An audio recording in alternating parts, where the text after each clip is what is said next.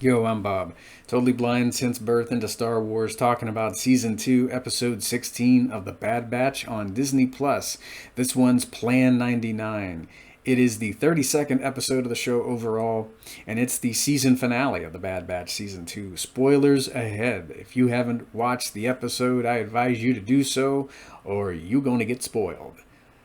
That being said, jumping right in, and you have been warned. Now, when the episode starts off, we get this ominous incidental music as we see the Bad Batch in their rail car. And that's how the first episode ends. I remember when the credits started to play, they used that particular music there. And right when the episode begins, we get it here. And as that music ramps up and things are going to hell so very fast, the music gets even more and more tragic as the troopers are firing at the Bad Batch. And I didn't see this coming. And no pun intended, but I really didn't. I thought we might get... Well, I don't know. I was thinking we might get close to Mount Tantus. I was thinking we might actually go there, but I didn't expect Tech to fall in the season finale. And when you've actually lost someone in real life, you know, you're talking to them over the phone or whatever, and then all of a sudden to have them just gone, it's quite a shocker. It's rather similar to what Omega dealt with after Tech sacrifices himself so the rail car can continue on its course. Of course, she has been injured and she's kind of going in and out of consciousness. But it's like we get these brief flashes of the Batch talking to her, and she's very disoriented, even when she gets back to Ord Mantell, to Sid's parlor. It reminds me of having lost a family member. You know, you go to sleep and then you wake up and you're like, oh, where's so and so, and then you gasp and you remember, oh, they're not here. And so she's just devastated. And I like how her family tells her, you know, we can't let Tech's sacrifice be in vain. We need to go to Pabu. Is that what you want to do? We can have a good life there. Tech would have wanted that. And of course, that's what they all want to do. But of course, Sid has other plans. And it goes back to what Malegi said about her in the episode Faster, that she's not to be trusted. I don't know what I expected in terms of a betrayal from Sid, but this wasn't unsurprising, but man, she really called the Empire down on their heads in the episode. I mean, she gets money from Dr. Hemlock as he arrives. I love the Imperial Commando showing up in this episode, and yes, Scorch is among them, so it's awesome to see a member of Delta Squad in this episode. I actually hope we see more of these guys in Season 3. I want to see the Bad Batch and all of Delta Squad on screen together at some point in Season 3. And so, I mean, this episode is just heart-pounding.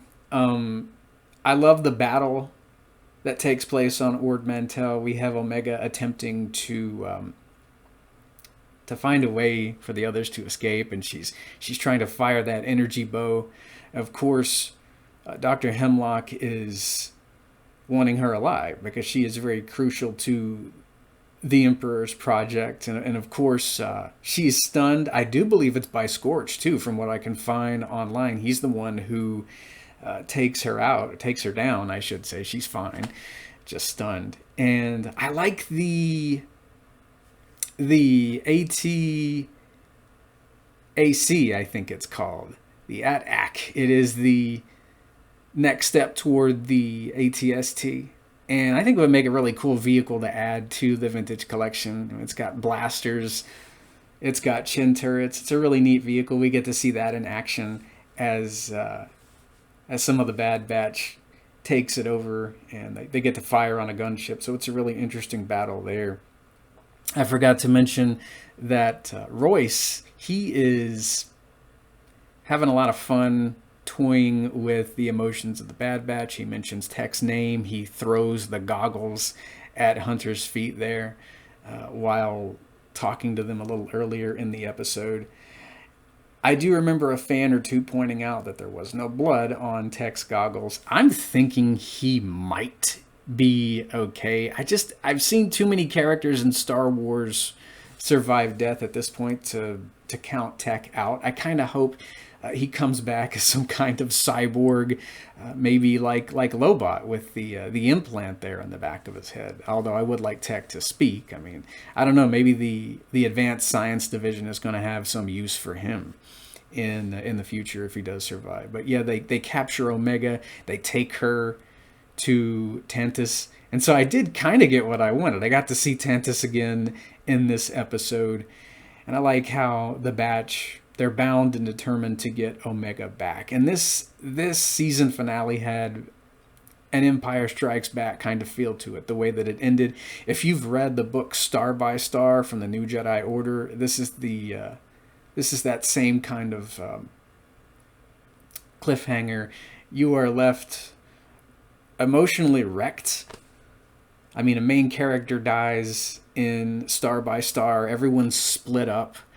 Of course, in Star by Star, Coruscant has fallen to the Vong. But here you have the Batch split up.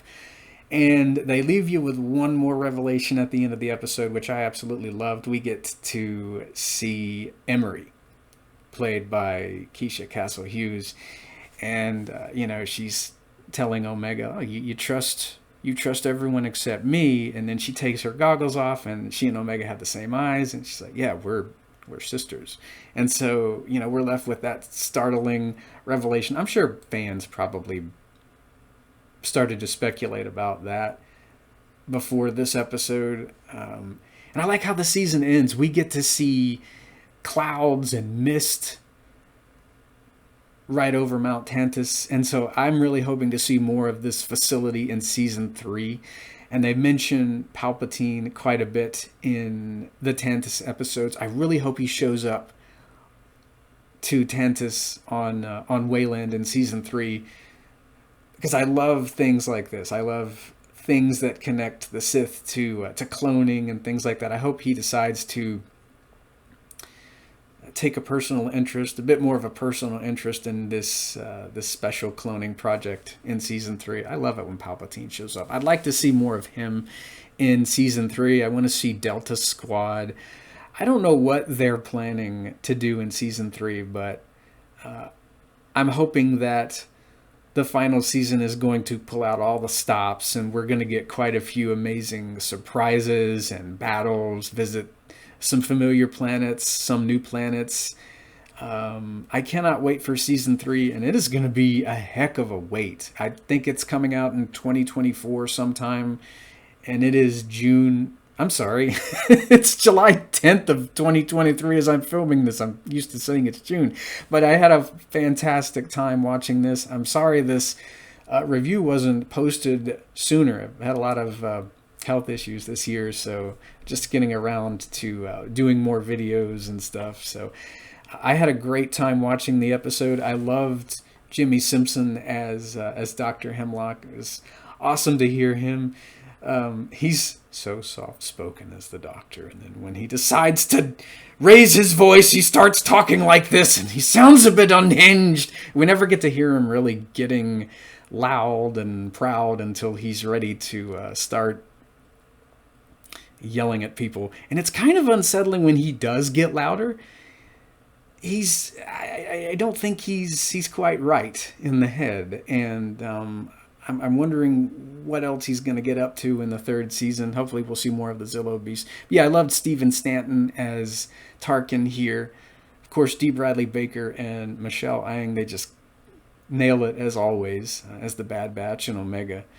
And I love the final 2 episodes, and I can't wait to see what's ahead. And I will hear you guys in the next Star Wars episode review, probably Bad Batch in 2024.